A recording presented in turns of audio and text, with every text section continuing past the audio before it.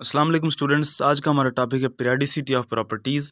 इसका मतलब यह है कि पीरियडिक टेबल के अंदर एलिमेंट्स अपने प्रॉपर्टीज़ को, अपनी खसूसियात को एक ख़ास इंटरवल के बाद, एक ख़ास वक्फे के बाद बढ़ते हुए एटॉमिक नंबर की बुनियाद के ऊपर रिपीट करते हैं, दोहराते हैं।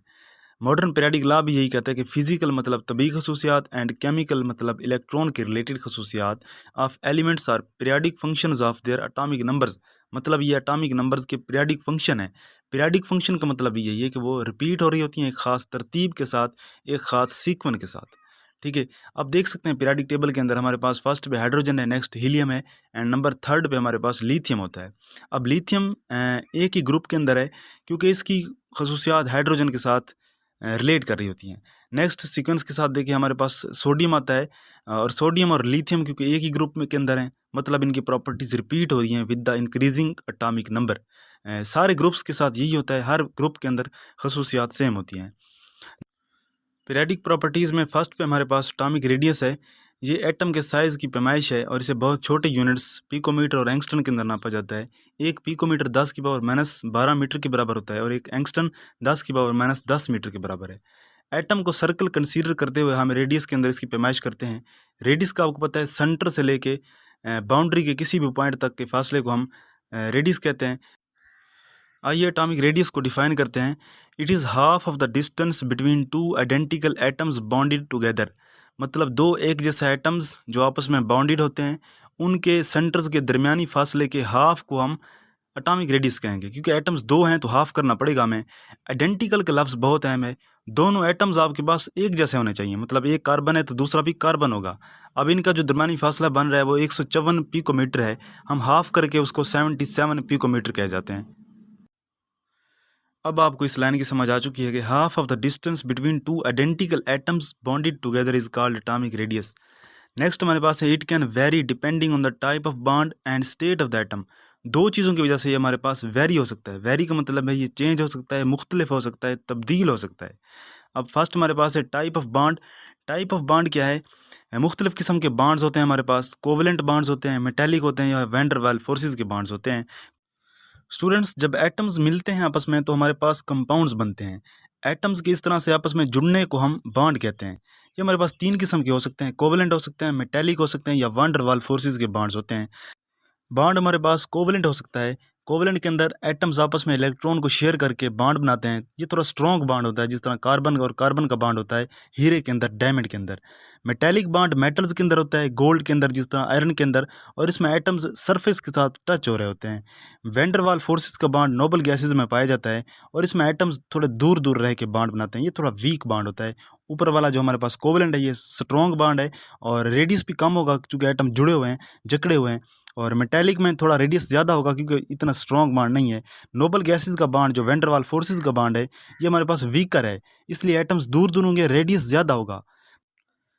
तो आप कह सकते हैं जब बॉन्ड डिफरेंट होगा तो हमारे पास एटॉमिक रेडियस भी डिफरेंट होगा। इसी तरह से जब स्टेट डिफरेंट होगी तो भी हमारे पास एटॉमिक रेडियस डिफरेंट होगा।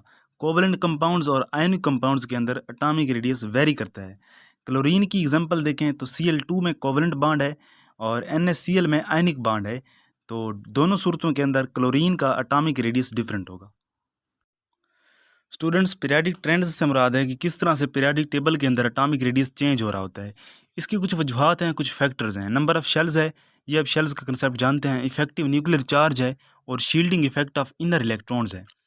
इफेक्टिव न्यूक्लियर चार्ज को समझने के लिए आपको पता होना चाहिए कि पॉजिटिव और नेगेटिव चार्जेस हमेशा एक दूसरे को अट्रैक्ट करते हैं, एक दूसरे को खींचते हैं। हमने डिस्कस किया था कि एटम के अंदर न्यूक्लियस है और न्यूक्लियस के अंदर दो चीज़ें हैं, न्यूट्रॉन्स और प्रोटॉन्स। प्रोटॉन्स पे पॉजिटिव चार्ज है और न्यूट्रॉन्स पे कोई चार्ज नहीं है। तो न्यूक्लियस के ऊपर पॉजिटिव चार्ज होता है ओवरऑल, लेकिन जो मिदार में हमारे पास इलेक्ट्रॉन्स हैं इनके ऊपर नेगेटिव चार्ज होता है। और जो न्यूक्लियस है उसके चार्ज को हम न्यूक्लियर चार्ज कहते हैं। और इफेक्टिव न्यूक्लियर चार्ज का मतलब वो चार्ज है जो न्यूक्लियस आखिरी शेल के इलेक्ट्रॉन के ऊपर लगाता है। अब हम देखते हैं कि शील्डिंग इफेक्ट क्या है। जिस तरह से पहले बताया गया कि न्यूक्लियस के ऊपर पॉजिटिव चार्ज है और इलेक्ट्रॉन्स के ऊपर नेगेटिव चार्ज है। अब न्यूक्लियस का चार्ज लगेगा इलेक्ट्रॉन्स के ऊपर, फोर्स लगेगी, अट्रैक्ट करेगा न्यूक्लियस अपनी तरफ।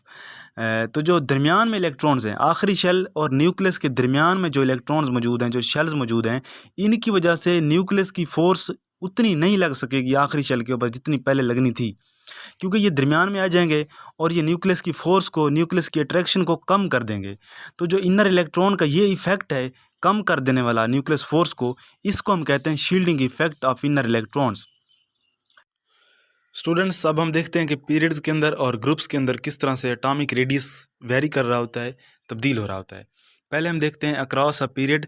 पीरियड के अंदर आपको पता है हम लेफ़्ट से राइट की तरफ आते हैं और पीरियड के अंदर हॉरिजॉन्टल रोज होती हैं जिनके अंदर एलिमेंट्स मौजूद होते हैं। और जब हम लेफ़्ट से राइट की तरफ आते हैं तो एटॉमिक नंबर एक एक करके बढ़ रहा होता है। और एक बात आप जानते हैं कि एटॉमिक नंबर हमारे पास इज़ इक्वल टू होता है proton number and electron number. जब एटॉमिक नंबर बढ़ेगा तो साफ ज़ाहिर है प्रोटॉन्स भी बढ़ेंगे, और प्रोटॉन्स होते हैं न्यूक्लियस के अंदर, और न्यूक्लियर चार्ज इन्हीं प्रोटॉन्स की वजह से होता है क्योंकि प्रोटॉन्स के ऊपर पॉजिटिव चार्ज होता है। लिहाजा न्यूक्लियर चार्ज बढ़ जाएगा और न्यूक्लियर चार्ज के बढ़ने की वजह से न्यूक्लियस आउटर इलेक्ट्रॉन्स को अपनी तरफ पुल कर लेगा, खींच लेगा, और एटॉमिक साइज़ कम हो जाएगा। एग्जांपल देखते हैं, हमारे पास पीरियड नंबर 1 के ऊपर लेफ़्ट साइड के ऊपर हाइड्रोजन है और राइट साइड के ऊपर हीलियम है। हाइड्रोजन के अंदर एक प्रोटॉन था और जब हम राइट साइड की तरफ आए हीलियम के अंदर 2 प्रोटॉन हो गए। प्रोटॉन्स के बढ़ने की वजह से न्यूक्लियर चार्ज में इजाफा हुआ, और न्यूक्लियर चार्ज में इजाफे की वजह से न्यूक्लियस ने इलेक्ट्रॉनिक क्लड को अपनी तरफ पुल कर लिया, खींच लिया, और इसी वजह से हाइड्रोजन से हीलियम का साइज़ कम होता है। और नेक्स्ट एक बात है, शील्डिंग इफेक्ट इसमें सेम है। हाइड्रोजन में देखें आउटर इलेक्ट्रॉन और न्यूक्लियस के दरमियान कोई शेल नहीं है, कोई इलेक्ट्रॉन नहीं है, मतलब शील्डिंग इफेक्ट नहीं है। और हीलियम की तरफ जब हम आते हैं राइट की तरफ, इसमें भी न्यूक्लियस और आखिरी शेल्स के दरमियान कोई इलेक्ट्रॉन नहीं है, मतलब शील्डिंग इफेक्ट सेम है। So atomic radius decreases. चूँकि अगर शील्डिंग इफेक्ट होता तो शायद न्यूक्लियस की फोर्स कम होती, लेकिन न्यूक्लियस अपनी मर्जी से फोर्स लगाएगा और इलेक्ट्रॉनिक क्लड को अपनी तरफ पुल करके खींच के एटॉमिक साइज़ को कम कर देगा। इसी तरह से एक और एग्जांपल है, थर्ड पीरियड में हम देखते हैं लेफ़्ट साइड के ऊपर लिथियम है और राइट साइड के ऊपर बेरिलियम मौजूद है। लिथियम के अंदर 3 प्रोटॉन हैं और बेरिलियम के अंदर 4 प्रोटॉन हैं। जब बेरिलियम के अंदर प्रोटॉन की तादाद ज़्यादा है तो इसकी न्यूक्लियर फोर्स ज़्यादा होगी, क्योंकि प्रोटॉन्स की वजह से हमारे पास न्यूक्लियर फोर्स ज़्यादा होती है। इसीलिए बेरिलियम अपने बेरोनी इलेक्ट्रॉन्स को पुल करेगा, इलेक्ट्रॉन क्लड को लिथियम के बनिस्बत ज़्यादा अट्रैक्शन से, ज़्यादा फोर्स से अट्रैक्ट करेगा, और इसके इलेक्ट्रॉनिक क्लाउड जो हैं वो हमारे पास क्लोज आ जाएंगे। इसीलिए बेरिलियम का साइज़ लिथियम के साइज़ की बनिस्बत कम होगा। बेटा, अब हम देखने जा रहे हैं कि ग्रुप के अंदर एटॉमिक रेडियस का क्या ट्रेंड है। जब हम ग्रुप में ऊपर से नीचे आते हैं तो एटॉमिक रेडियस में क्या तब्दीली आती है। एग्जाम्पल के तौर पे हम ग्रुप नंबर 18 को देखते हैं जिसके अंदर नोबल गैसेस मौजूद हैं। फर्स्ट पे हमारे पास टॉप के ऊपर मौजूद है हीलियम। हीलियम के अंदर 2 प्रोटॉन्स हैं और 2 ही इलेक्ट्रॉन्स हैं। नीचे हमारे पास मौजूद है नियॉन। नियॉन का एटॉमिक नंबर 10 है और इसीलिए इसके अंदर प्रोटॉन्स की तादाद और इलेक्ट्रॉन्स की तादाद भी 10 होगी। नीचे आर्गान है। आर्गान का एटॉमिक नंबर 18 है और इसीलिए इसके प्रोटॉन्स और इलेक्ट्रॉन्स की तादाद भी 18 होगी। तो आप देख सकते हैं कि जब हम ग्रुप में ऊपर से नीचे आ रहे हैं, एडिशनल इलेक्ट्रॉन शेल्स को ऐड किया जा रहा है, नए शेल्स आ रहे हैं। नए शेल्स आने की वजह से शील्डिंग इफेक्ट भी बढ़ रहा है। शील्डिंग इफेक्ट हमने कहा था कि न्यूक्लियस और आखिरी शेल के इलेक्ट्रॉन के दरमियान में जो इलेक्ट्रॉन आते हैं, जो शेल्स आते हैं, उनकी वजह से न्यूक्लियस की फोर्स कम हो जाती है, और इसी को हम शील्डिंग इफेक्ट कह रहे हैं। चूँकि शेल्स बढ़ रहे हैं इसीलिए शील्डिंग इफेक्ट भी बढ़ रहा है। एक बात जो नोट करने की वो ये है कि जब हम ऊपर से नीचे आ रहे हैं तो क्या प्रोटॉन नंबर नहीं बढ़ रहा, प्रोटॉन की तादाद नहीं बढ़ रही, तो न्यूक्लियर चार्ज नहीं बढ़ेगा? बिल्कुल बढ़ेगा। लेकिन बुक में वो एक बात लिखता है कि nuclear charge also increases but it is आउटवेड।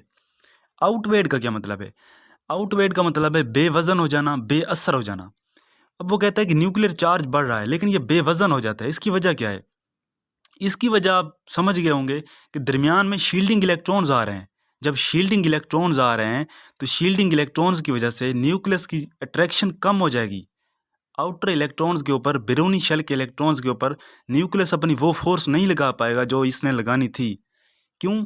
क्योंकि दरमियान में हमारे पास शील्डिंग इलेक्ट्रॉन्स आ गए हैं, उनकी वजह से न्यूक्लियस की फोर्स कम हो जाएगी। तो न्यूक्लियर चार्ज को आप कह सकते हैं कि ये बेवजन हो जाएगा, बेअसर हो जाएगा। Nuclear attraction on electron clouds decreases. नीचे बात लिखी हुई है कि इसी वजह से न्यूक्लियस की जो अट्रैक्शन है वो कम हो जाएगी आउटर इलेक्ट्रॉन्स के ऊपर। इसका नतीजा क्या होगा? इसका नतीजा यही होगा कि इलेक्ट्रॉन क्लड स्प्रेड कर जाएगा।